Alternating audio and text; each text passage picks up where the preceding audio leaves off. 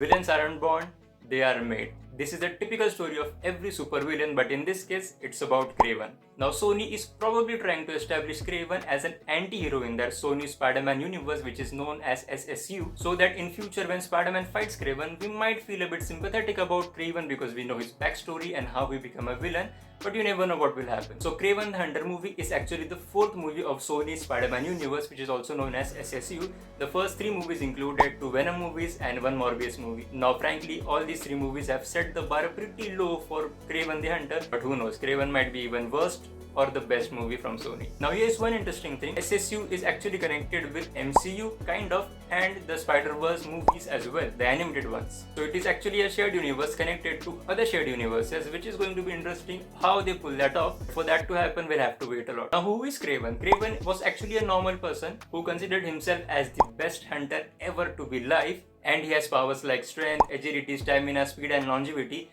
which he gets from Calypso's potions. Now Calypso is a love interest of Kraven and a witch as well. But according to this trailer, they completely changed the origin story of Kraven. In this trailer, we can clearly see that Kraven was bit by or attacked by the lion while he almost died, and the lion's blood and his blood kind of entangled, and we get Kraven the Hunter.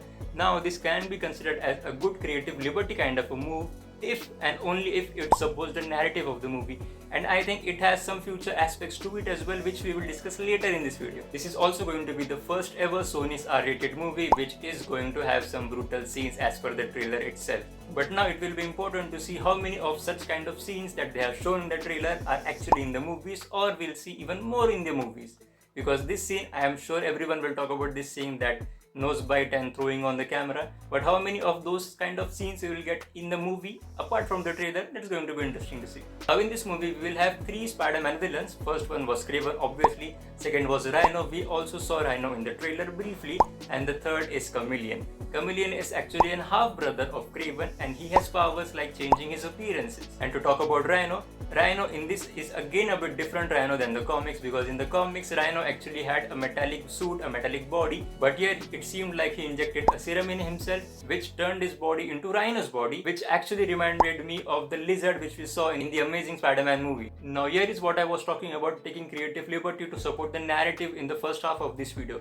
Now I think the serum that this Rhino injected himself with might be the similar serum, or probably the same serum which the lion was injected with, because lion giving power to a normal human is not that kind of feasible to digest, I think. But I may be wrong completely as well, because it was just the first trailer and the first introduction to this world of Kraven, but you never know, they can be connected, hence they change both the origin stories. Now the last question, who the heck is Spider-Man? Because we are establishing every Spider-Man villain, but we still don't know who Spider-Man is going to be. It is a great concept if you look from far, but let's see how it goes. Tell me in the comments what you thought about the trailer and my thoughts about the trailer, and thank you so much for watching.